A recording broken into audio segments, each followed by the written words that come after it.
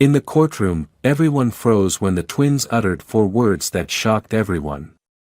The judge was speechless, not knowing how to react. These girls shattered everything that had been built for months. What did they say? You won't believe it.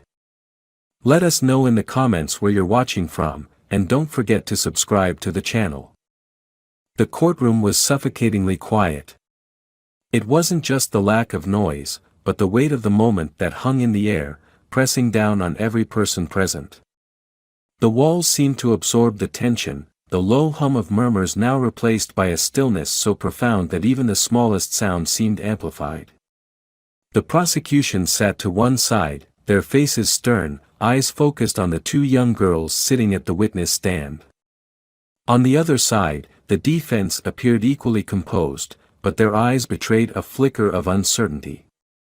The judge, a middle-aged man with a severe expression, watched the girls intently, his fingers lightly tapping on the surface of his desk. He had heard countless cases, seen countless witnesses, but this one was different. These 2 little girls were the center of a storm they barely understood, caught in the middle of a battle that had been raging for months. The mother, who had once seemed so poised, had made accusations that had torn their family apart. Now, her own daughters were about to reveal something that could unravel everything, the very fabric of the case the court had been building. The room held its breath. The sound of the clock ticking on the wall seemed louder than usual, marking the minutes that seemed to stretch into eternity. The girls sat side by side, their hands clasped tightly together, their small frames shaking ever so slightly. It wasn't fear that kept them still, but a quiet determination. They were going to speak the truth. The judge cleared his throat, his eyes scanning the room, then finally locking with the girls. They both looked up at him, their faces pale but resolute. He could feel the weight of their silence, the anticipation mounting. You may speak, he said softly, his voice echoing in the otherwise silent room. And then, with a deep breath, one of the girls finally opened her mouth, her voice steady but piercing in the stillness. Our mother lied to you. The moment the words left the girl's lips, it was as if time itself had frozen. The courtroom, once humming with tension, seemed to stop altogether. For a brief second, no one knew how to react. It was as though the air had thickened, stifling every breath, every thought. The girls stood there, their small forms barely visible above the witness stand, their faces a mixture of calm and determination.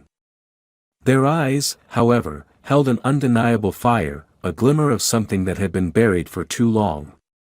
The words echoed in the space, lingering far beyond their simple, unadorned meaning. Our mother lied to you. They had no elaboration, no apology for the weight they carried. It was a statement of raw truth that sent shockwaves through the courtroom. The judge's face went pale, his previously stern demeanor now clouded with confusion and disbelief. He blinked several times, as though trying to process what he had just heard, but the silence around him seemed to amplify the enormity of their statement. Lawyers on both sides looked at each other in disbelief, their mouths open, unsure of what to do next.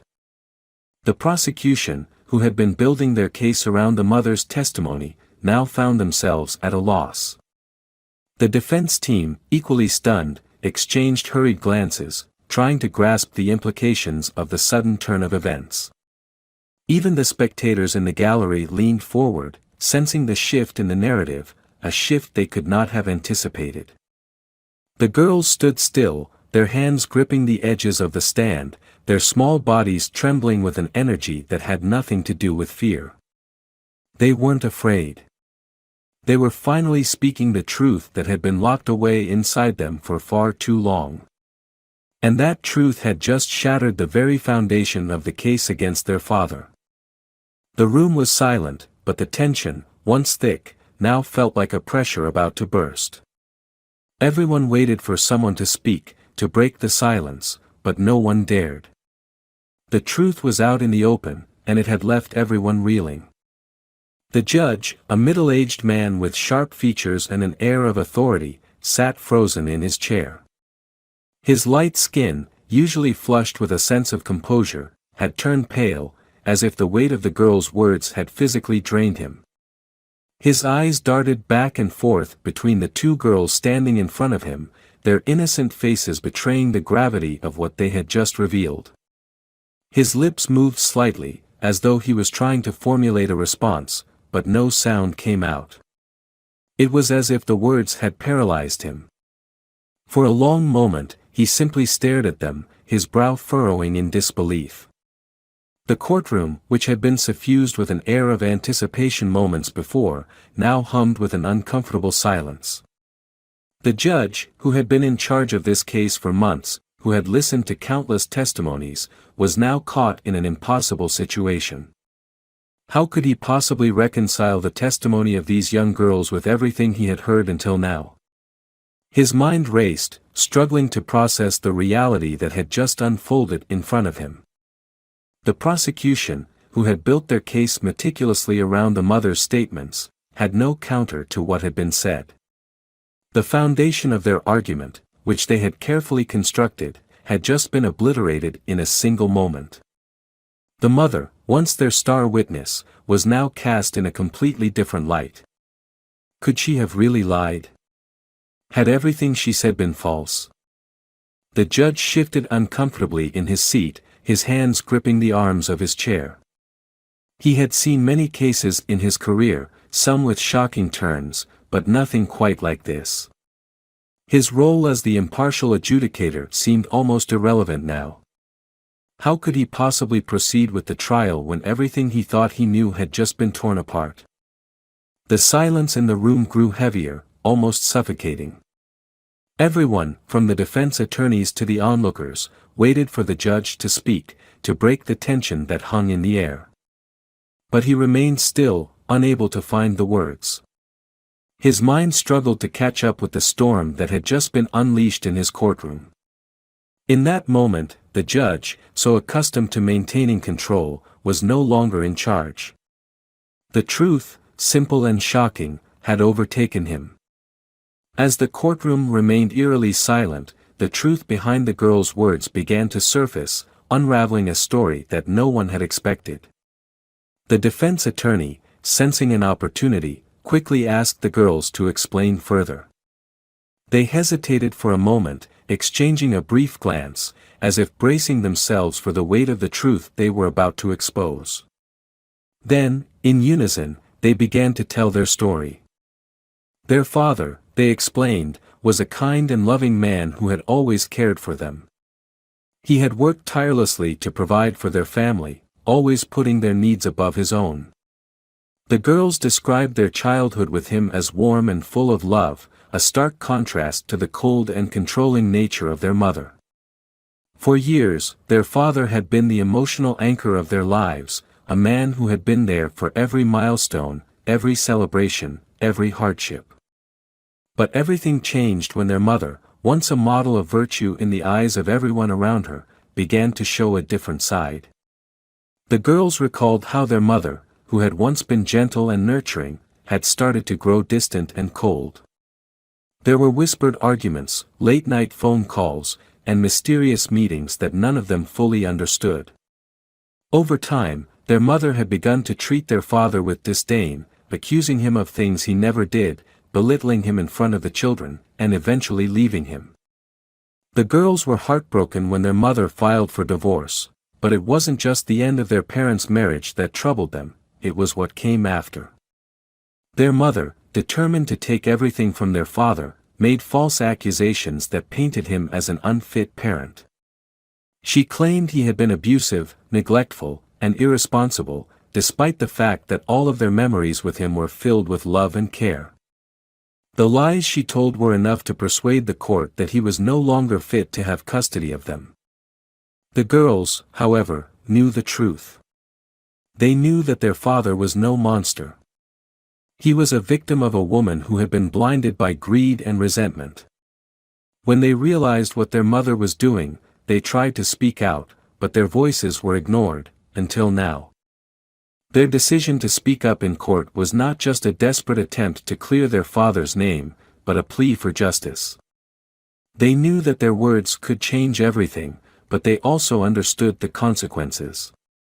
They were brave enough to expose the woman who had manipulated the system to get what she wanted, and they did it for the one person who had always been there for them, their father. As they spoke, their voices grew stronger, more resolute. The weight of their emotions was evident, but so was their determination. They weren't just little girls anymore, they were the guardians of their father's truth.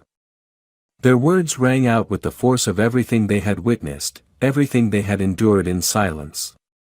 The courtroom, once filled with skepticism, now listened intently, captivated by the sincerity and courage of these two young girls.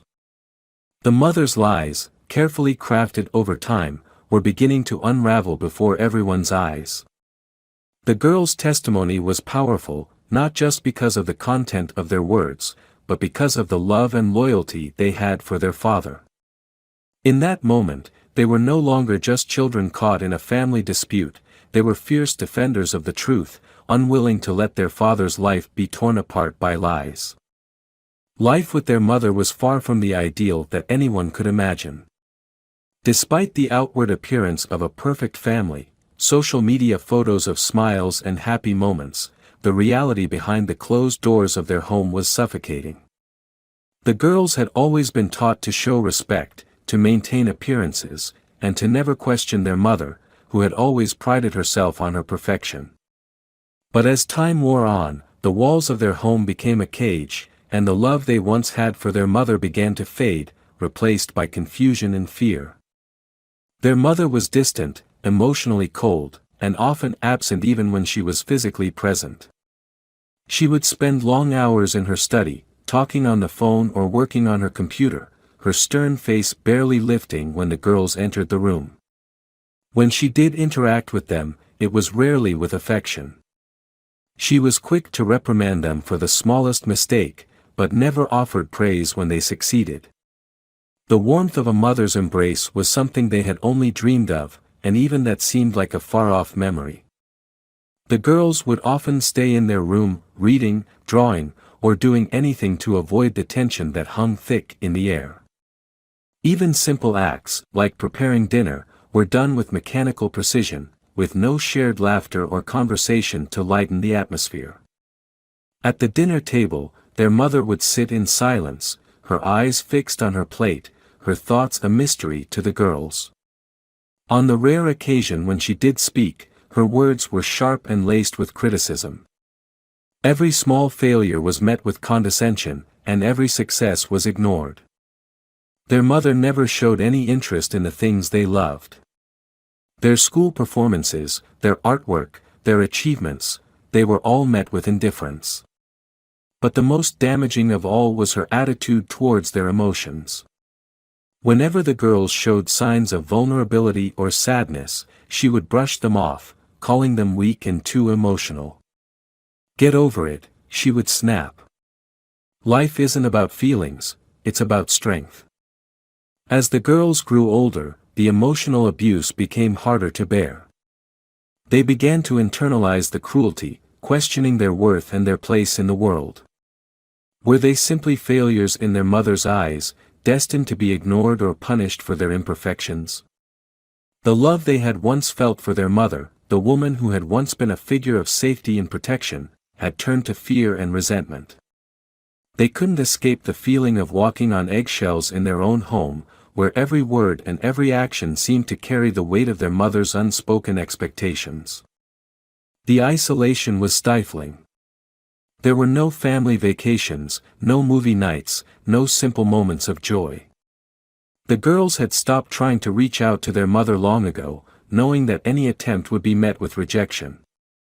In her eyes, they were burdens, interruptions to the life she had carefully crafted for herself. The warmth that they craved was replaced by a chilling sense of loneliness, a sense that no matter what they did, it would never be enough. But beneath the surface of their mother's cold exterior was something far more dangerous. Her cruelty was not just emotional, it was psychological. The girls were constantly made to feel inferior, not just as children, but as individuals. Their self-worth was continually diminished in subtle ways, until they began to doubt everything about themselves. It wasn't just their actions that were criticized, it was their very essence. Every word they spoke, every decision they made, was scrutinized and belittled. And yet, despite all the pain and suffering, the girls held on to something, an ember of hope that somehow, somewhere, there was love waiting for them. They knew their father loved them, even if he was no longer in their lives.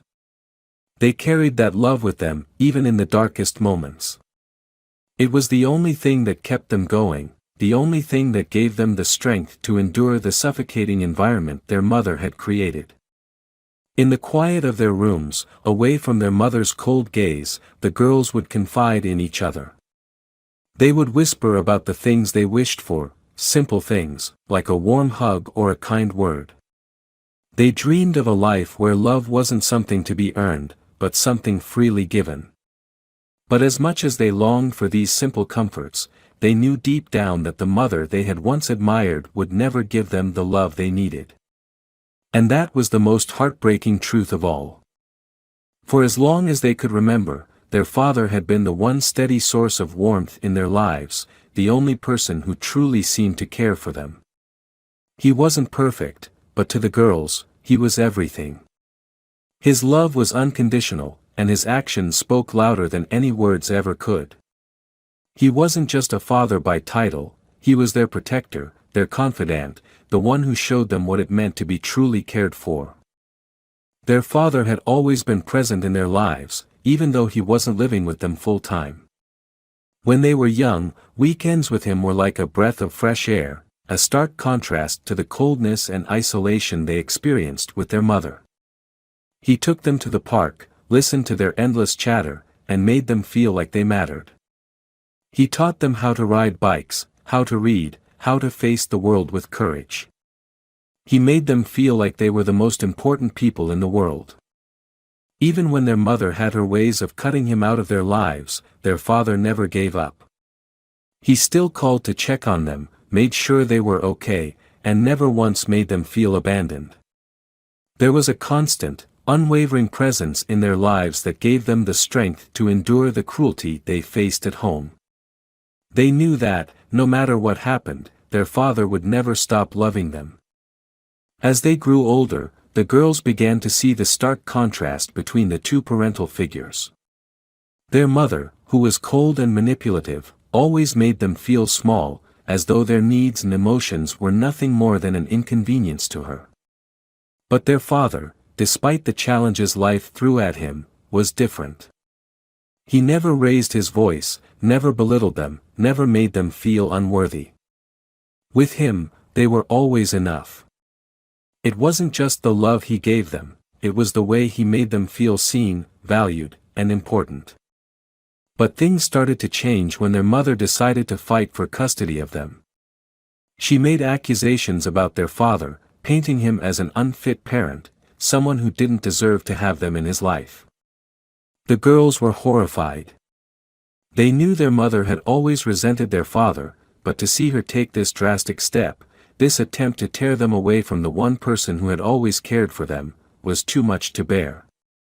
The girls had never seen their father so vulnerable. He tried to reason with their mother, tried to keep the peace for their sake, but the reality of the situation was clear. Their mother wasn't interested in fairness or love, she wanted control. She wanted to erase their father from their lives and take everything from him. Her words were sharp, cutting through the girls' hearts as she twisted the truth, painting their father as something he was not. The girls, who had once felt helpless in the face of their mother's cruelty, realized they could no longer stay silent. They couldn't let their mother take their father away from them. He was the one constant in their lives, the one person who had never abandoned them. Without him, they would be lost. That's when they made the decision to fight, not just for their father, but for their own sense of self-worth. They knew they couldn't allow their mother's lies to take away the one person who had shown them what true love was. It wasn't just about keeping their family together, it was about standing up for what was right. The girls knew the road ahead would be difficult. They were young, and the court system wasn't always kind to children caught in the middle of a bitter custody battle. But they couldn't let fear stop them. They had seen enough of their mother's cruelty to know that if they didn't speak up now, they would lose their father forever. And that thought was unbearable. With their father's love as their guiding force, the girls knew they could take on the world. They were determined to protect him, to ensure that the lies their mother spread would not break the bond they shared. Their love for their father became the anchor they clung to, the one thing they would fight for no matter the cost. As the court battle progressed, the girls found their voices. They began to speak out, not only against their mother's lies but against the system that allowed her to manipulate the truth. They knew they weren't just fighting for their father's custody, they were fighting for their right to live in a home filled with love, not fear. They were fighting for the man who had always made them feel like they mattered. With each passing day, their resolve grew stronger. They were no longer the frightened, neglected children they had once been. They had become warriors, defenders of their father's love, protectors of the bond they shared with him. And as the court date neared, they knew one thing for certain: they would never let anyone tear their family apart. Not their mother. Not anyone. Their father had given them everything they needed to face this battle, and they would fight with everything they had to keep him in their lives. The betrayal by their mother cut deeper than anything the girls had ever experienced. For years, they had trusted her, believed in her, and clung to the idea that she was the one who would always protect them. But now, their mother had turned against them, using her influence and authority to paint their father as someone he was not. It was a betrayal so deep that it shook the very foundation of their lives. At first, the girls couldn't understand what was happening. Their mother, who had always been the one to scold them for being too loud, too messy, or too opinionated, had suddenly become the architect of a scheme that sought to destroy their family. She accused their father of being abusive, of neglecting them, of being unfit to raise them. These were the very things she had often criticized their father for, but now, she was using them against him in the most twisted of ways. Their mother's lies were not just a betrayal of their father, they were a betrayal of the love and trust the girls had placed in her. As the accusations against their father mounted, the girls started to question everything they had been told. Their mother, who had once been the center of their world, had suddenly become the villain in their story. The love she had once shown them was now overshadowed by her manipulation, her cruelty, and her desire for control. What hurt the most was how their mother tried to turn them against their father. She painted a picture of a man they had never known, a man who was cruel, who didn't care about them, who would abandon them for his own gain. She tried to manipulate their memories, twisting past events to fit her narrative. The girls were caught in the middle, torn between the mother they had once trusted and the father who had always been there for them. At first, they wanted to believe her. After all, she was their mother. She was supposed to be the one person they could always count on. But as the lies piled up, the girls began to see the cracks in her story. They started to remember the moments that didn't fit with the picture their mother was painting. They remembered the love their father had shown them, the way he had always put them first, the way he had made them feel safe even when the world around them felt uncertain. It wasn't easy to confront their mother. She had always been the authority figure in their lives, and to go against her was a terrifying thought. But as the girls began to realize the depths of her deception, they couldn't stay silent any longer. They couldn't allow their mother's lies to destroy the one person who had truly cared for them. The truth, no matter how painful, was the only thing they could rely on. Their mother's cruelty became even more apparent as she tried to manipulate them into choosing sides. She would tell them that their father didn't love them, that he didn't want them. She would tell them that their father was the reason for all the pain in their lives. She tried to break their spirits, to make them believe that they didn't deserve the love and care their father had always given them. But the girls weren't as easily swayed. They had witnessed their father's love firsthand. They had seen him sacrifice for them, work tirelessly to give them a life filled with love and security. They knew the truth of his heart, and no amount of manipulation could change that. They had been raised to believe in fairness, in truth, and in the power of love. And they knew that no matter how much their mother tried to twist the facts, they could never deny the bond they shared with their father. The girls' courage grew as the court case progressed. They knew that the truth was on their side, and they were willing to risk everything to protect their father. They knew that if they didn't speak up, their mother's lies would destroy their family. And that was something they could not let happen. Their mother's betrayal didn't just affect their father, it shattered their sense of security, their belief in the world they had known. The girls were forced to grow up faster than they should have, forced to become advocates for their own lives and the lives of the people they loved. The weight of the situation was heavy, but they knew that they couldn't back down. They had to fight for their family, for the truth, and for the love that had always been there, even when their mother tried to erase it. As the case continued, the girls' resolve only strengthened. They became more determined to expose their mother's lies, to show the world that their father was the man they had always known him to be. They weren't just fighting for custody, they were fighting for their right to be loved, to be believed, and to have a future free from the cruelty their mother had tried to impose on them. The courtroom was heavy with tension as the final moments of the trial approached. The atmosphere was thick with anticipation, and the air seemed to buzz with the weight of years of struggle. At the heart of it all were the two girls, brave, determined, and resolute in their quest for truth. Their voices, once silenced by fear and manipulation, were now the beacon of justice that would illuminate the dark corners of their family's ordeal. As they took the stand, their testimonies rang out like a powerful call for truth, each word a nail driven into the coffin of the lies that had shackled them for so long. The courtroom was a battleground, but it was one that was finally revealing the ugly truth. The girls recounted their experiences, how their lives had been twisted by deceit, how they had been used as pawns in a game of control and manipulation.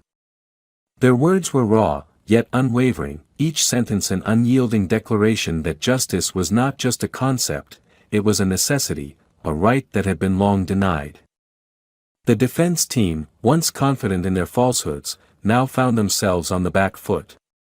Their attempts to discredit the girls fell flat, their arguments faltering under the weight of the overwhelming evidence. The truth had an undeniable power, and in the face of it, even the most polished lies could not hold their ground. As the girls continued to speak, the room seemed to shrink, the reality of the situation dawning on every single person present. It was not just the girls' courage that won the day, it was the strength of their bond with their father. The love and devotion they shared was evident in every word, every glance, every tear that fell. Their father, once a broken man, now stood tall with hope in his eyes.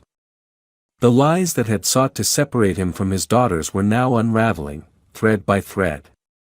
The courtroom had become the stage for their ultimate reunion, a place where the forces of justice would once again restore what had been wrongfully taken. As the judge listened, the weight of the testimony became undeniable. The legal battle that had stretched on for years was drawing to a close, and the scales of justice were finally tipping in their favor. The courtroom, once a place of uncertainty and fear, now felt like a sanctuary, a place where the truth had triumphed, where justice would reign supreme. The verdict came like a breath of fresh air, swift, definitive, and absolute. The girls and their father were freed from the grip of lies, their family whole once more. The lies that had been used to manipulate and divide them were exposed for what they truly were, empty and hollow. The victory was not just legal, it was emotional, a triumph of the human spirit over the forces that had sought to tear them apart. In the end, the victory in the courtroom was not just a victory of law, but of love. It was the reclamation of truth, of integrity, and of the deep, unbreakable bond between a father and his daughters. With the battle finally over, they stood together, stronger than ever, free to begin their new life, one where lies and manipulation had no place, and where justice. The dust had settled, and the echoes of the courtroom's drama slowly faded into the past. But the journey for the girls and their father was far from over. The legal battle had been won, but the true work of healing, rebuilding, and rediscovering who they were as a family was only just beginning. In the weeks that followed, their lives were no longer dictated by the fear and deception that had once plagued them. They were free to reclaim the pieces of themselves that had been lost in the shadow of manipulation. The father, who had once felt powerless and isolated, now found a renewed sense of purpose. No longer was he a figure caught in a struggle to hold on to his rights, instead, he became a symbol of resilience. His daughters, who had seen him break down under the weight of false accusations, now saw him rise with a strength they had always believed in, even when it had seemed out of reach. The girls, too, emerged from the darkness stronger, more determined, and more connected to their father than ever before. In their hearts, they carried the scars of what had been, but they also held the powerful truth of what they had overcome together. The once frail bond that had been tested by the storm of lies and manipulation now pulsed with a new energy, one grounded in mutual respect, love, and a shared sense of justice. Each girl had found her voice, her strength, and the unshakable belief that together, they could face anything. For the first time in years, they allowed themselves to dream again. The possibilities that had seemed unreachable in the depths of their struggles now felt tangible. The girls enrolled in school, not as victims of their past, but as confident young women ready to take on the future. Their father, who had always put them first, supported them in every step of their new journey, offering encouragement, wisdom, and a sense of security that had once been lost. They spent weekends together, simple, joyful moments of laughter and connection. The once empty house was now filled with the warmth of shared memories and new traditions. Their new beginning was not defined by the struggles they had endured, but by the love and trust they had rebuilt, piece by piece. They learned to embrace the present, no longer looking over their shoulders at the past that had tried to break them. With every passing day, they grew stronger, more united, and more aware of the preciousness of the family they had fought so hard to keep together. Their home, once a place of tension and fear, had transformed into a sanctuary of peace, where fear no longer had a place. The father and his daughters looked ahead with hope, knowing that their journey together was far from over, but confident that no matter what the future held, they would face it together. Their new chapter had begun, and this time, there would be no more room for lies, fear, or manipulation. What lay ahead was a future shaped by truth, love, and the unbreakable bond of family. If you've enjoyed this story, don't forget to subscribe to the channel for more heartfelt and inspiring tales. Stay tuned for our next chapter of resilience, hope, and new beginnings. Andrew Collins had everything: power, wealth, a name that commanded respect. But nothing in his carefully controlled world could have prepared him for what he saw that night. The soft hum of conversations faded, the elegant art exhibit around him blurred into nothing, because standing just a few feet away was her. Melissa. The woman he had walked away from years ago.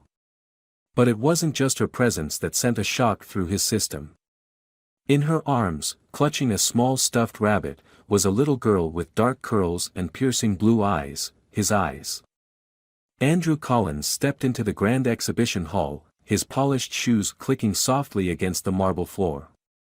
The soft hum of conversations blended with the delicate background music, creating an atmosphere of quiet sophistication. Art had always fascinated him, though in recent years, he had little time to indulge in such interests. His life revolved around billion-dollar deals, board meetings, and constant expansion. The fast-paced world of business left little room for anything else. Tonight, however, was an exception. His company had sponsored this exhibition, and attending was not just a social obligation, it was a rare opportunity to step outside his usual routine.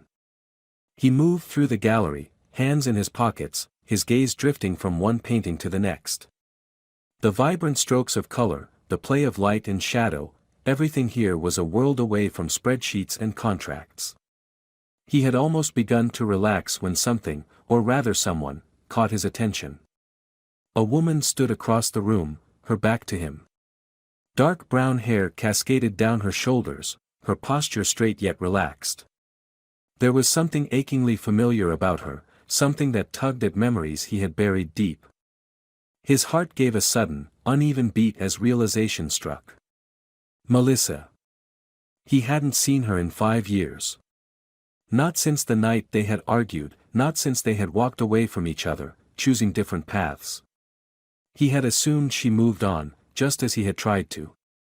But seeing her now, standing just a few feet away, sent a shock through his system. And then he noticed something else. She wasn't alone. In her arms was a small child, no older than 4. The little girl had soft, dark curls framing her delicate face, and when she turned slightly, Andrew's breath caught in his throat. Her eyes. They were a brilliant shade of blue, the exact same color as his own. His pulse pounded in his ears as he struggled to process what he was seeing. A million questions stormed through his mind, but none formed into words. He felt frozen in place, his carefully controlled world cracking at the edges. Before he even realized what he was doing, he took a step forward. Then another. The noise of the exhibition faded into the background, drowned out by the rushing sound of his own heartbeat. Melissa. His voice came out quieter than he intended, but she heard it. She stiffened. Slowly, she turned, her brown eyes widening as they locked onto his. For a moment, she simply stared, as if unsure whether he was real. Then, her arms instinctively tightened around the little girl, pulling her closer. Andrew. Her voice was barely above a whisper, laced with something he couldn't quite identify. Surprise? Fear? Guilt? His gaze flickered from her face to the child nestled against her shoulder. The little girl peeked at him with curiosity, her striking blue eyes full of innocence. His stomach twisted with a feeling he couldn't name. Who is she? The words left his lips before he had time to think. Melissa hesitated, her fingers unconsciously smoothing the fabric of the child's dress. She glanced around, as if looking for an escape, but there was none. This isn't the place to talk, she said, her voice steadier now. But Andrew wasn't going to let it go. Not this time. Melissa, he said, his voice low, filled with something dangerously close to desperation. I need to know. She closed her eyes for a brief moment, as if gathering courage, then opened them again. There was a sadness there, a hesitation that only made his chest tighten further. Her name is Sophia, she finally said, her voice barely audible. And, she's your daughter. The world tilted. The ground beneath him felt unsteady, as if he had stepped into a reality that wasn't his own. Everything around him faded, the murmurs of the crowd, the distant clinking of glasses, the soft notes of a piano playing in the background. There was only Melissa, and the little girl in her arms, staring at him with his own blue eyes. Andrew felt like the air had been knocked out of his lungs. His daughter. The words echoed in his head, repeating over and over, yet they still didn't seem real. He stood there, rooted to the spot, staring at the small child in Melissa's arms. Sophia. His daughter. The realization sent a shockwave through his entire being. A part of him wanted to question it, to demand proof, but deep down, he already knew. He didn't need a DNA test or a long explanation. He could see it in her face, in the deep blue of her eyes that were identical to his own.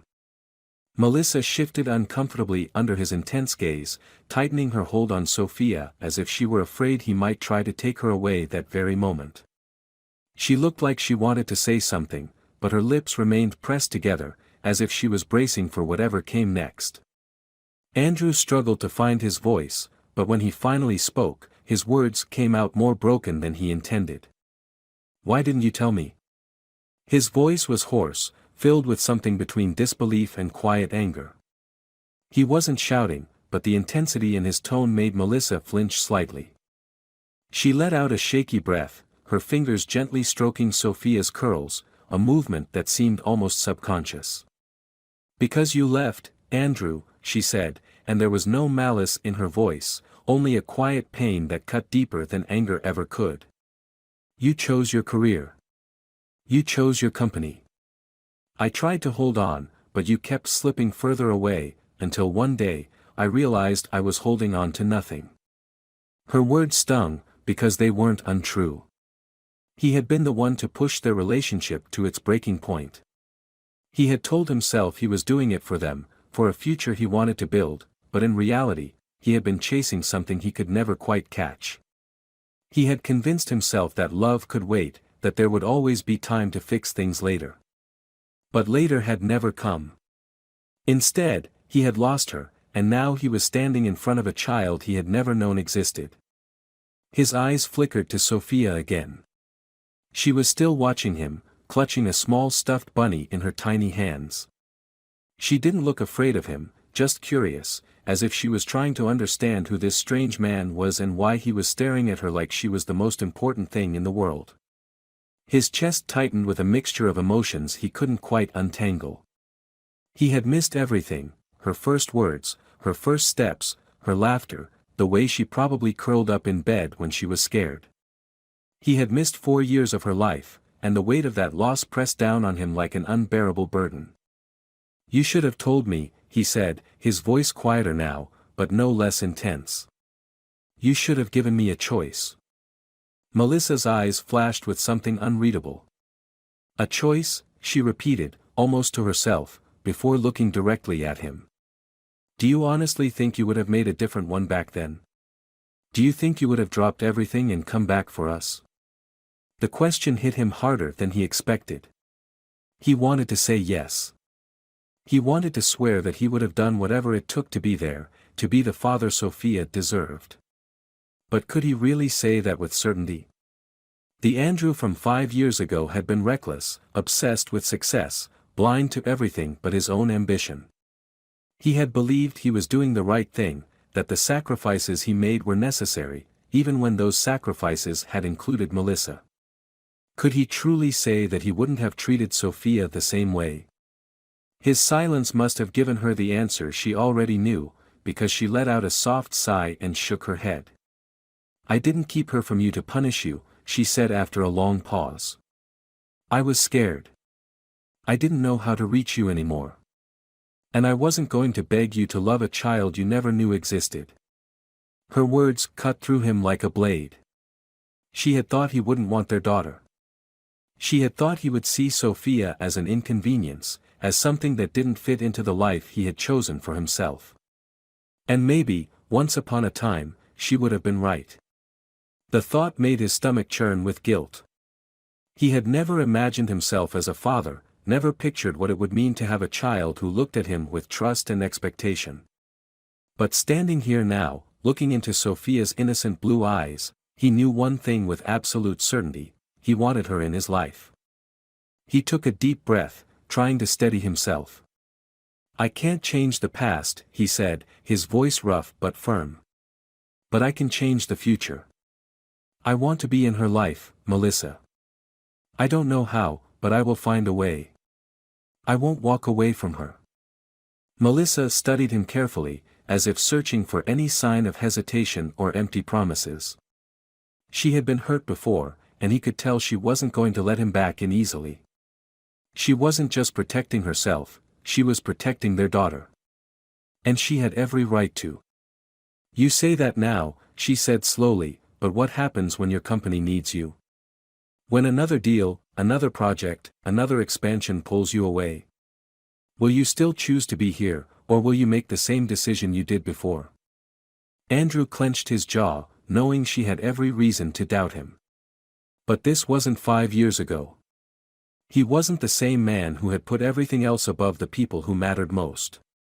He had already lost too much, and he refused to lose anything more. I don't have all the answers yet, he admitted, because lying to her wouldn't get him anywhere. But I swear to you, Melissa, I will not abandon her. I will not be an absent father. A small, unsure voice suddenly broke the tension. Mommy? Both Andrew and Melissa turned to Sophia, who was looking up at her mother with wide eyes. Is he my daddy? She asked in a voice so soft and innocent that it nearly shattered him. Melissa hesitated for a fraction of a second before nodding. Yes, baby, she said gently. He's your daddy. Sophia looked at Andrew again, tilting her head slightly as if trying to make sense of it. Then, to his complete shock, she reached out a small hand toward him. He stared at it, frozen, his heart pounding in his chest. Carefully, almost afraid she might pull away, he extended his own hand and let her tiny fingers wrap around his. Her skin was soft, warm, delicate. She gave his hand a tiny squeeze, as if testing to see if he was real. And in that moment, something inside him shifted, something deep and irreversible. Hi, Daddy, she said shyly. Andrew swallowed the lump in his throat and forced himself to speak past the overwhelming emotion threatening to choke him. Hi, sweetheart. Sophia smiled, a small, timid thing that made his heart ache in ways he never thought possible. And just like that, he knew. No matter what it took, no matter how hard it was, he would fight for her. For them. Because some things, once lost, should never be lost again. Andrew could still feel the warmth of Sophia's tiny fingers wrapped around his own long after she had let go. The moment had been brief, just a few seconds, but it had changed something deep inside him, something he hadn't even realized was missing. It was as if, in that small gesture, she had unknowingly tethered him to her, binding them together in a way that was irreversible. He had spent his entire life chasing things that seemed important, success, wealth, power, but nothing had ever made his chest tighten the way it had when his daughter had looked up at him and called him Daddy. Melissa watched him cautiously, her arms protectively wrapped around Sophia as if preparing herself for whatever came next. He could tell she was waiting for him to react, to process the reality of what he had just learned, but truthfully, he was still struggling to grasp it himself. He had walked into this exhibition expecting nothing more than an evening of polite conversation and art appreciation. Instead, he had been confronted with a truth so monumental that it made everything else in his life seem small and insignificant. His daughter. He had a daughter. A little girl he had never known about, whose entire existence had been kept from him. And yet, despite that, she had smiled at him. She had reached for him. She had accepted him with a quiet innocence that made his heart ache. He turned back to Melissa, his voice quieter now, the initial shock beginning to settle into something heavier. How long have you lived here? He asked, realizing that he had no idea where she had been all these years. When they had parted ways, she had still been in San Francisco, but now, here she was in New York, attending an exhibition he had helped sponsor. Had she moved here long ago? Had they been living in the same city for years without him even knowing? Melissa hesitated for a moment before answering. We moved here 3 years ago, she admitted, shifting Sophia in her arms. I got a job offer at a publishing house. It was a good opportunity, and I wanted a fresh start. A fresh start. The words stung more than he expected them to. It was proof of just how far she had gone to build a life without him. He had always assumed that if she ever needed anything, she would reach out, that if she had wanted to, she could have found a way back to him. But she hadn't. She had chosen to move forward, to create a life for herself and their daughter without him. And he couldn't blame her. Did you ever think about telling me? He asked, not accusingly, but with genuine curiosity. Even once. Melissa sighed, running a hand through her dark hair as she looked away. Of course I did, she said, her voice softer now. There were so many nights I stared at my phone, wondering if I should call you. But then I'd remember the way you left, how you threw yourself into work, how you barely even had time for me back then. And I'd convince myself that it was better this way. That you had made your choice, and I had to make mine. Andrew exhaled slowly, the weight of her words settling over him. He wanted to argue, to say that she should have given him the chance to choose for himself, but deep down, he knew that the man he had been back then might not have made the right choice. It was a painful truth, but it was the truth nonetheless. His gaze flickered to Sophia, who was now resting her head against Melissa's shoulder, her small fingers playing with the hem of her mother's sleeve. She looked sleepy, her little body relaxed, trusting. He wondered what she knew about him, if Melissa had ever mentioned his name before tonight. Did she know that her father had been absent not because he had abandoned her, but because he had never been given the chance to be there? Did she even know to miss him? I don't want to disappear from her life, he said finally, his voice steadier now. I can't change the past, Melissa, but I can be here now. I can be her father. Melissa looked at him for a long moment, searching his face for any sign of hesitation. Being her father isn't just about saying the words, Andrew, she said quietly. It's about showing up. About being consistent. About proving to her that you won't leave when things get hard. Her words stung because they were a direct reflection of who he had been before. He had never been the kind of person who stayed in one place for long, never been the type to slow down. He had built his entire life around movement, around constant progress, around never settling for anything less than the next big thing. But standing here now, looking at the little girl who shared his eyes, he realized that there was something far more important than anything he had spent his life chasing. I know, he said, and for the first time in a long time, he meant it. I'm not going anywhere. Melissa studied him carefully, her expression unreadable. He could see the battle happening in her eyes, the part of her that wanted to believe him, and the part of her that was afraid to. He had already let her down once, and she wasn't about to let him do the same to Sophia. I need time, she said finally. To figure out how this is supposed to work. To know if you're serious. Andrew nodded. Take all the time you need, he said. But just know that no matter what, I'm not giving up. Not on her. Not on you. Melissa blinked, as if surprised by his words, but she didn't respond. Instead, she adjusted Sophia in her arms and exhaled softly. I should get her home, she murmured. It's late. Andrew felt a pang of disappointment, but he knew this wasn't something he could rush. Can I see her again? He asked, his voice careful. Melissa hesitated but then gave a small nod. We'll talk, she said simply. I'll figure out a way for you to spend time with her. It wasn't a promise, but it was a start. As she turned to leave, Sophia lifted her head slightly, her sleepy blue eyes blinking up at him. For a brief moment, she just looked at him, as if trying to memorize his face. Then, to his surprise, she gave him a small, drowsy smile. Bye, Daddy, she murmured, her voice barely above a whisper. Andrew's heart clenched so tightly he could barely breathe. Bye, sweetheart, he said, his voice rough with emotion. As Melissa carried her away, Andrew remained standing in the middle of the exhibition hall, watching until they disappeared through the doors. He had walked into this evening expecting nothing more than polite conversation and an evening of art. Instead, he had found something he never knew he was missing. He had found his daughter. And no matter what it took, he wasn't going to lose her again. Andrew sat in his office, staring out the window at the New York skyline, but for the first time in his life, the view held no meaning for him. The city that had once felt like a symbol of everything he had worked for, everything he had built, now seemed distant, almost irrelevant. His mind was elsewhere, stuck in the moment when Sophia had sleepily looked up at him and said, Bye, Daddy. The words played over and over in his head, along with Melissa's cautious expression, the silent warning in her eyes that told him she was waiting for him to prove himself.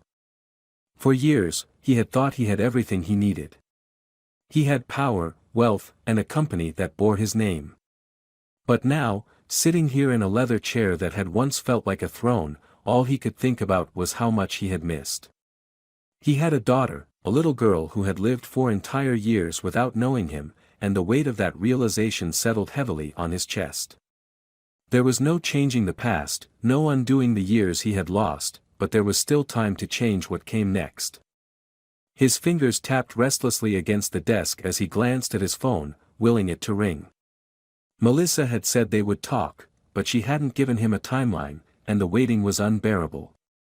He had never been good at waiting. His entire life had been built around action, around making things happen, yet now he was at the mercy of someone else's decision, and it left him feeling powerless in a way he wasn't used to. Just as frustration began to settle in, his phone vibrated against the desk. His heart jumped as he grabbed it, only to feel a mix of relief and nervousness when he saw Melissa's name on the screen. Taking a steadying breath, he answered. "Melissa," he said, keeping his voice calm despite the way his pulse had quickened. "Hey," she said, her tone measured. "I've been thinking about what you said. About wanting to be in Sophia's life." Andrew sat up straighter, his grip tightening around the phone. And I'm willing to try," she said, though there was hesitation in her voice. "But I need to be sure that this isn't just a passing thing for you. That you won't get busy and disappear when things get complicated." Andrew exhaled slowly, pressing a hand against his forehead. "I get it," he admitted. "You have every reason to doubt me. But I swear to you, Melissa, I'm not the same man I was before. I know what I want now, and that's to be there for her. For both of you." There was a pause on the other end, then a quiet sigh. "Okay," she finally said. "Then let's start small. I want you to meet her properly, in a setting that doesn't overwhelm her. Maybe we can go to the park this weekend? Somewhere familiar to her." Relief flooded through him so quickly that he almost closed his eyes. "I'd love that," he said, meaning it more than anything he had ever said before. "Thank you, Melissa. For giving me this chance." "Don't thank me yet," she said, a small trace of her old sharpness returning. "Just show up."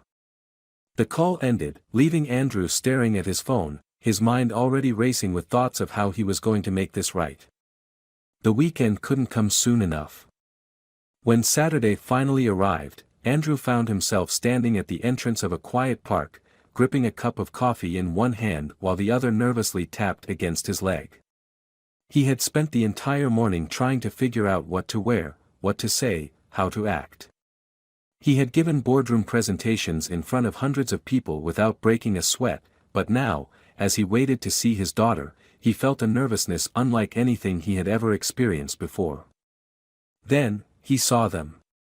Melissa walked toward him, dressed casually in jeans and a soft sweater, her dark hair pulled back. But his eyes immediately fell to Sophia, who was holding her mother's hand, her tiny legs taking quick steps to keep up. She was wearing a light blue jacket, her dark curls bouncing with each step. She looked so small, so fragile, yet there was an energy to her, a spark of life that made his heart tighten. Melissa stopped a few feet away, giving Sophia a gentle nudge. "Remember what I told you, sweetheart? This is your daddy." Sophia hesitated for only a moment before lifting her bright blue eyes to his. "Hi, Daddy," she said softly, her voice carrying a hint of shyness. Andrew crouched down to her level, his chest tightening at the way she looked at him, as if trying to figure out if he was real. "Hi, Sophia," he said gently. "It's really nice to see you again." She glanced at her mother as if checking for approval, then took a small step closer. "Mommy said we can play today." His lips curved into a smile. "That's right. We can do whatever you want." She seemed to consider this for a moment before looking up at him with serious eyes. Do you know how to push on the swings? Andrew let out a small laugh, feeling something inside him soften. I think I can figure it out. Sophia nodded, apparently satisfied with his answer, and reached out a small hand. For a split second, he didn't move, too stunned by the gesture, but then he gently took her hand in his own. It was so small, so warm, and he had never felt anything more precious in his entire life. Melissa watched them with a quiet expression, as if she, too, was trying to process this moment. Then she gave a small nod, more to herself than to him, and motioned toward the playground. Let's go, then. As they walked toward the swings, Andrew realized that for the first time in years, he wasn't thinking about work, about deadlines, about anything other than this moment. For the first time, he wasn't planning his next move or thinking 5 steps ahead. He was simply here, in the present, holding his daughter's hand. And nothing else had ever mattered more. Andrew had never considered himself the sentimental type. He had spent most of his life avoiding attachments, keeping emotions at a safe distance, and focusing on the things he could control, his business, his success, the next step on the ladder he had been climbing for as long as he could remember. But all of that seemed insignificant now as he stood in the park, watching Sophia giggle as she swung higher and higher, her curls bouncing in the wind. He had been pushing her for nearly 20 minutes, and every time he thought she might want to stop, she would throw her head back and laugh, telling him, "Higher, Daddy," as if she trusted him completely to keep her safe. The weight of that trust settled deep inside him, and for the first time in his life, he wanted nothing more than to live up to it. Melissa sat on a nearby bench, watching them with an expression he couldn't quite read. She hadn't intervened once, letting them figure things out on their own, but he could tell she was still cautious. He didn't blame her. He had walked back into their lives after 4 years of absence, expecting to somehow earn a place in their world. That wasn't something that could happen overnight. It wasn't something that could be fixed with a few visits to the park or a handful of shared moments. He knew it would take time. But for once, he wasn't impatient. He was willing to fight for this, for her, for them. Eventually, Sophia let the swing slow down, dragging her feet against the ground to stop herself completely. She turned in the seat, looking up at him with those big blue eyes that had already become his weakness. "Can we get ice cream now?" she asked, tilting her head slightly, her voice filled with hope. Andrew glanced at Melissa, silently asking for permission. She hesitated for only a moment before giving a small nod. "Just 1 scoop," she said, her voice light but firm. "And nothing too sugary, or she'll be bouncing off the walls for the rest of the day." Sophia beamed, hopping off the swing and reaching for Andrew's hand without hesitation. The simple act nearly floored him. Just this morning, he had been a stranger to her, a name she had only recently learned to associate with something real. But now, she was trusting him, choosing him, in a way that filled his chest with something too big to name. They walked together to the small ice cream stand near the playground, where Sophia pressed her face against the glass display, her breath fogging up the surface as she studied the flavors. "Chocolate," she finally declared, as if it were the most important decision she had ever made. "With sprinkles." Andrew smiled, nodding to the teenage girl behind the counter. "1 chocolate with sprinkles, please," he said, then glanced at Melissa. "And for you?" Melissa shook her head. "I'm fine." Andrew raised an eyebrow. "Come on, it's ice cream. Nobody says no to ice cream." Melissa sighed, but there was the smallest hint of a smile on her lips. "Fine. Vanilla." Andrew ordered for both of them, then paid before Melissa could argue, handing Sophia her cone and watching as she took her first enthusiastic lick, smearing chocolate all over her mouth. He chuckled, reaching for a napkin and gently wiping her chin. "Messy eater, huh?" Sophia giggled, licking her lips. "Mommy says I have to be careful, but I always forget." Melissa shook her head with an affectionate sigh. "That's an understatement." They found a nearby bench and sat together, Sophia happily eating her ice cream while swinging her legs. Andrew glanced at Melissa, who was quietly eating her vanilla cone, her gaze occasionally flickering toward him, as if she was still trying to figure out what to make of him. He knew they weren't anywhere close to being okay yet, but this moment, sitting together, sharing ice cream, watching their daughter laugh, felt like a step in the right direction. After a few moments of comfortable silence, Melissa finally spoke. "She likes you," she said, her voice softer than before. Andrew turned to her, surprised by the admission. "You think so?" Melissa nodded. "She's a cautious kid. She doesn't warm up to people easily. But she trusts you already." Andrew swallowed, feeling the weight of those words. He had spent his entire life earning the trust of business partners, employees, investors, but this was different. This was real. This was something that mattered in a way nothing else ever had. "I don't take that lightly," he said, his voice low but firm. "I meant what I said, Melissa. I'm not going anywhere." Melissa looked down at her ice cream, her fingers tightening around the cone slightly. "I want to believe that," she admitted. "But I can't afford to just take your word for it, Andrew. It's not just about me anymore. It's about her. I have to protect her, no matter what." Andrew nodded, understanding more than she knew. He had never been the type to ask for second chances. He had always believed that once a door closed, it was better to move on rather than dwell on what could have been. But this was different. This wasn't just about fixing a broken relationship, it was about showing his daughter that he was someone she could count on. "You don't have to believe me yet," he said finally. "I'll show you."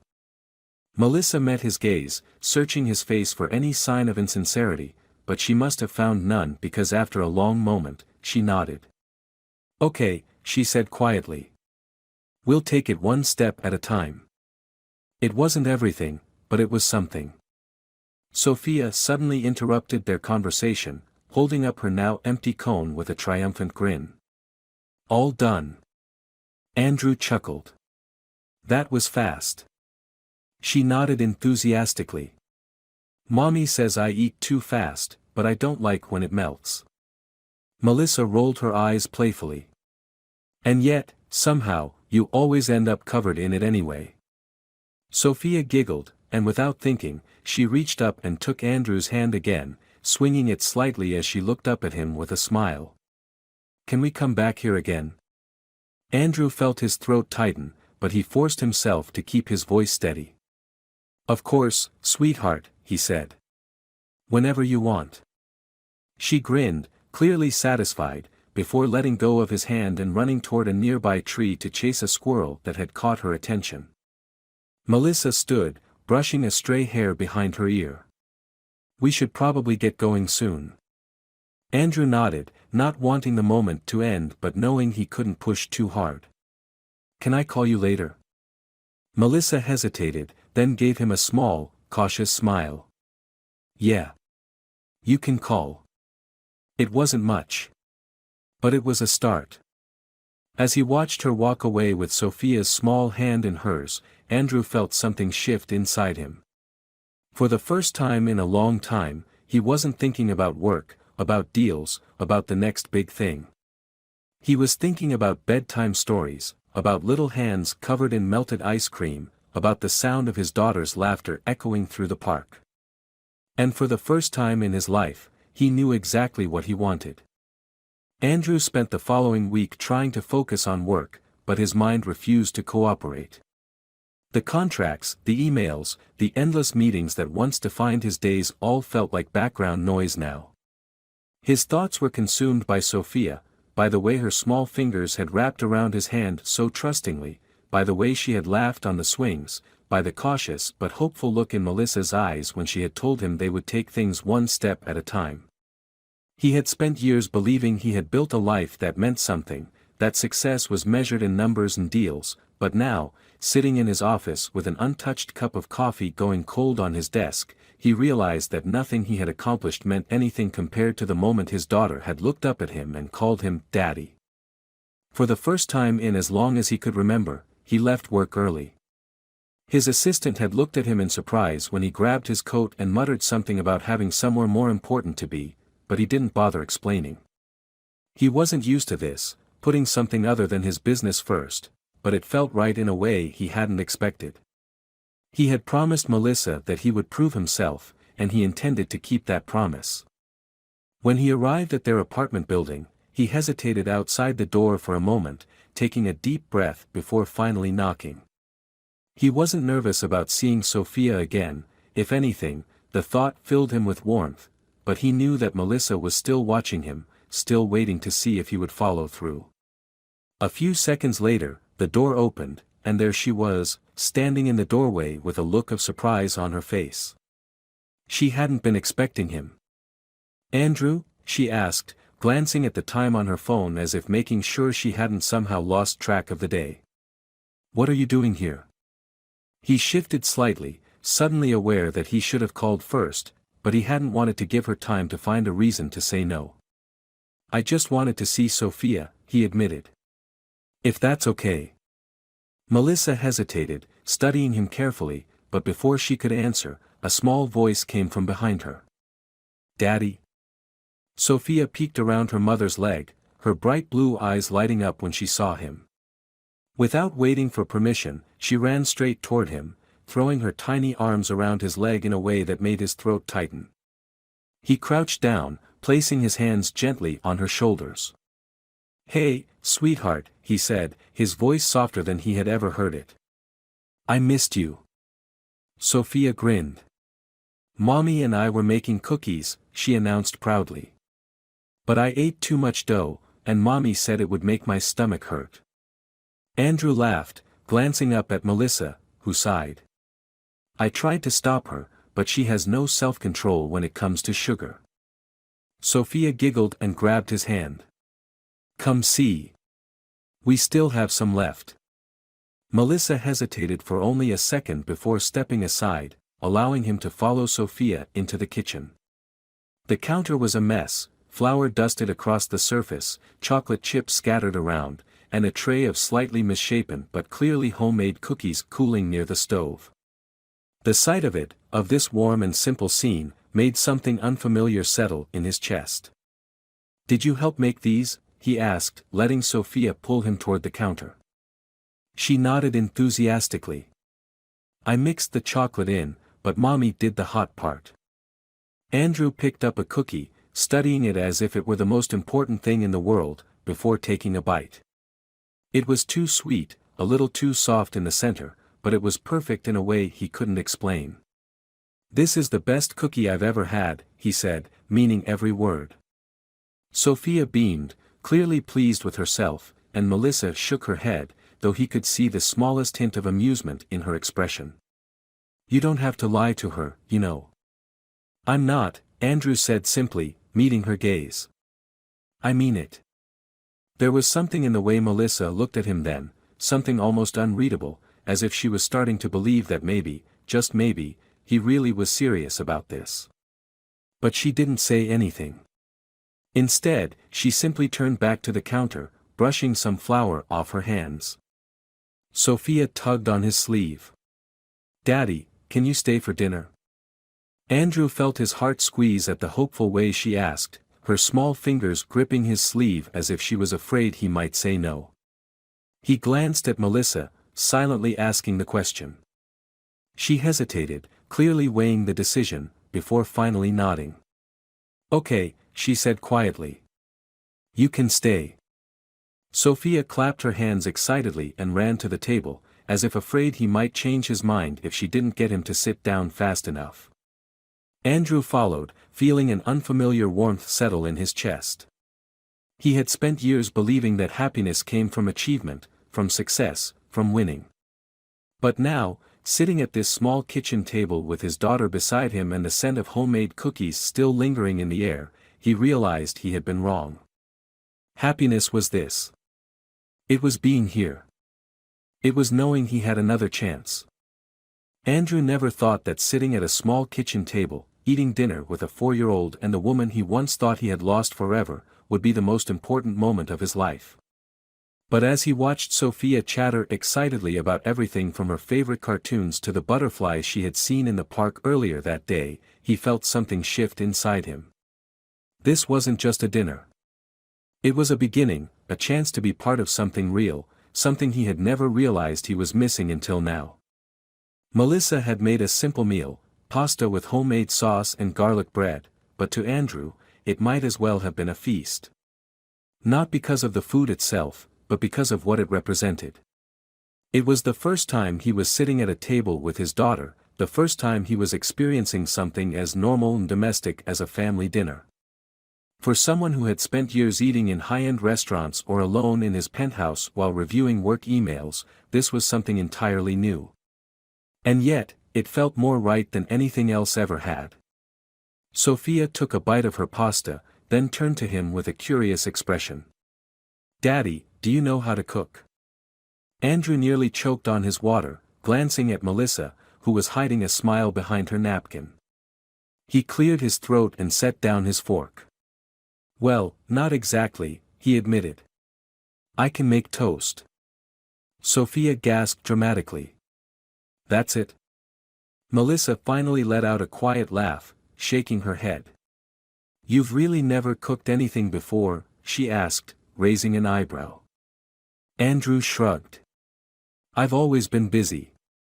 And let's just say the last time I tried, my kitchen almost caught fire." Sophia giggled. "You should learn. Mommy makes really good pancakes. She lets me help mix the batter, but I get flour everywhere." Andrew smiled, glancing at Melissa. "Maybe she can teach me too."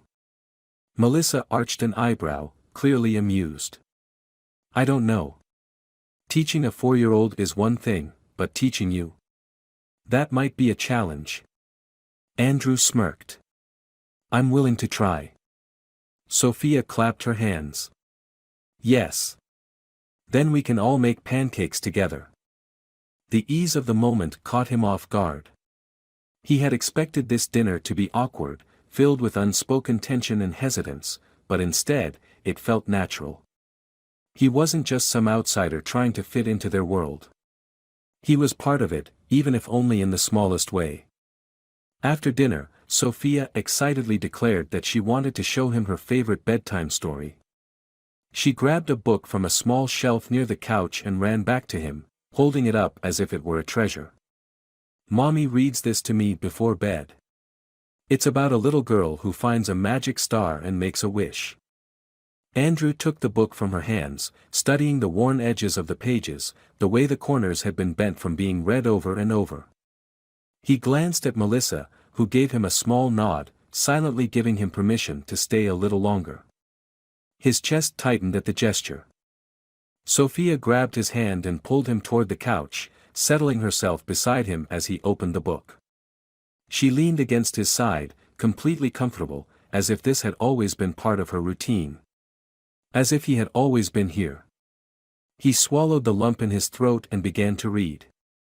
Melissa sat across from them, watching quietly as Sophia listened with rapt attention.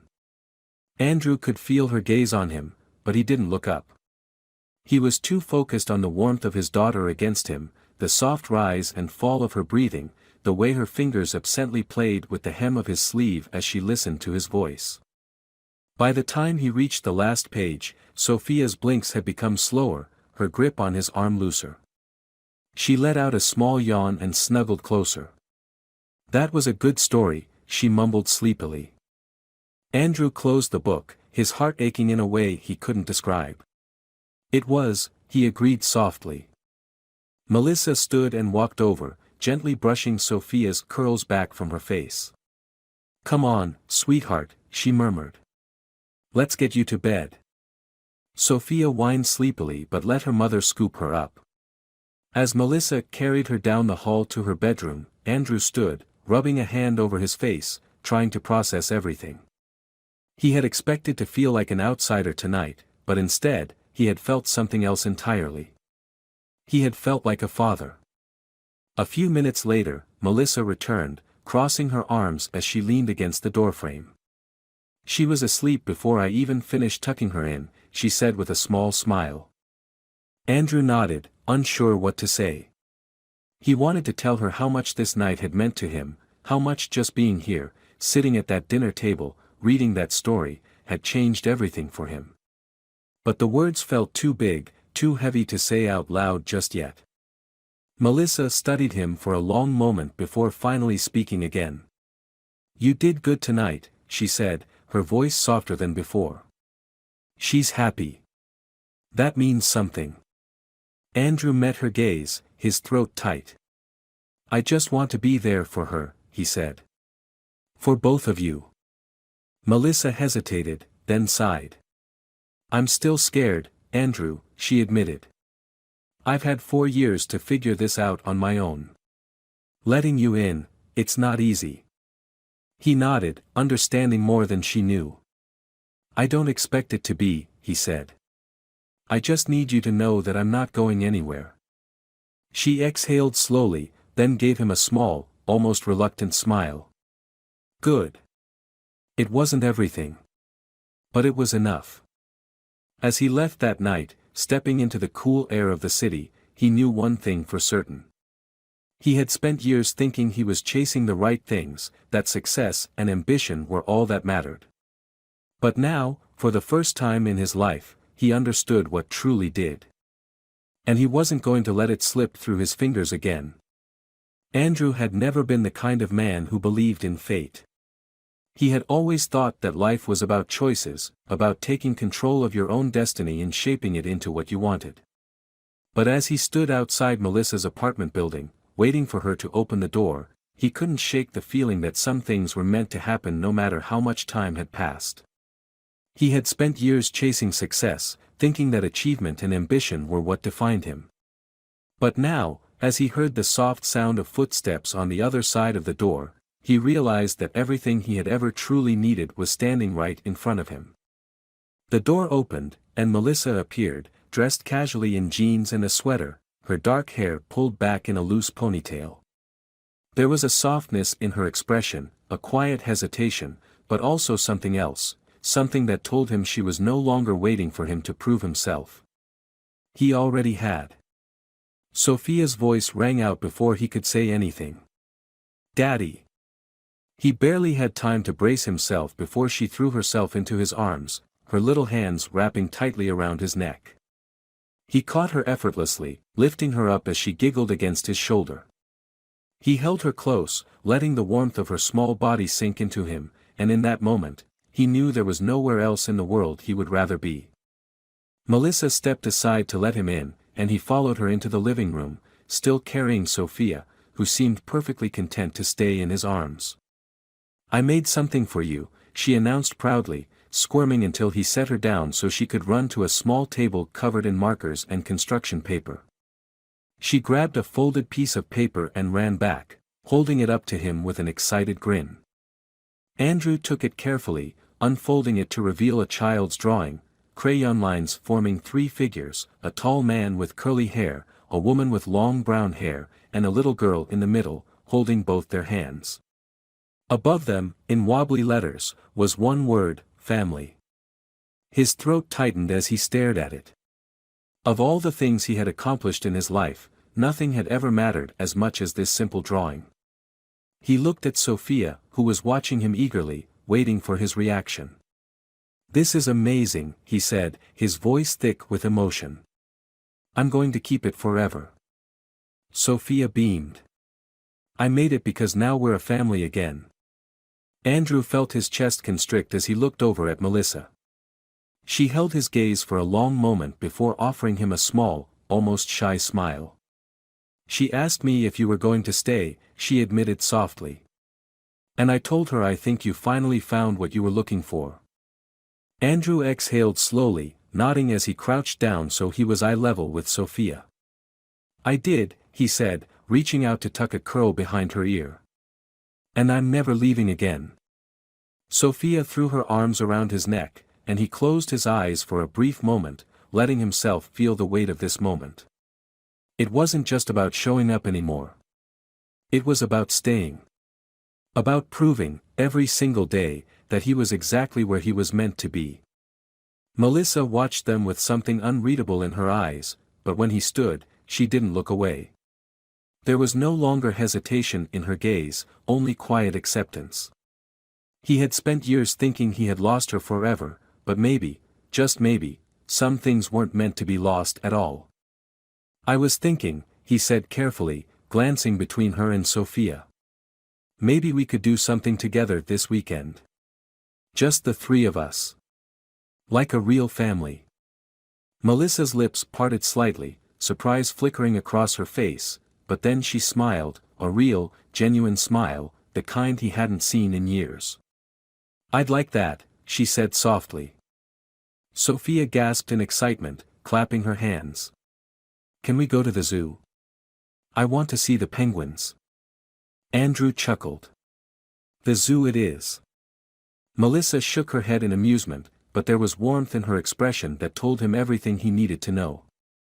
They weren't just cautiously stepping toward something anymore. They were already there. That night, when he left their apartment, he didn't feel like he was walking away. For the first time in his life, he knew exactly where he belonged. And no matter what it took, he was never going to let it go.